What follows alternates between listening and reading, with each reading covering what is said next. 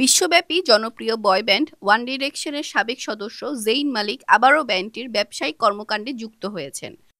British company registry companies হাউসে জমা দেওয়া সর্বশেষ নথিতে দেখা যায় ব্যান্ডের মূল ব্যবসায়িক সত্তা পিপিএম মিউজিক লিমিটেডের জেইনকে পার্সন অফ সিগনিফিকেন্ট কন্ট্রোল হিসেবে উল্লেখ করা হয়েছে, অর্থাৎ তিনি কোম্পানির মালিকানা ও সিদ্ধান্ত গ্রহণে প্রভাবশালী অবস্থানে ফিরেছেন। ২০১৫ সালে ব্যান্ড ছাড়ার পর ২০১৬ সালে তার পরিচালক পদ সমাপ্ত হয়।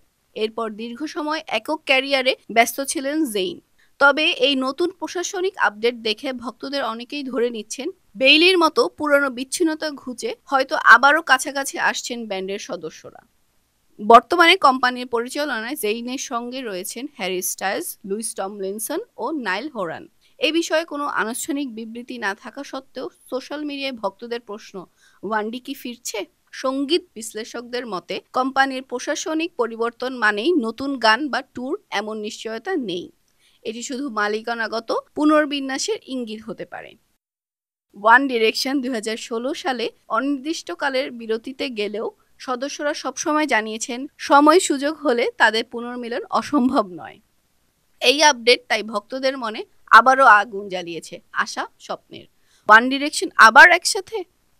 সম্ভাবনা অস্বীকার করা যাচ্ছে না, তবে এখনো সেই ঘোষণা দূর আকাশের তারার মতো।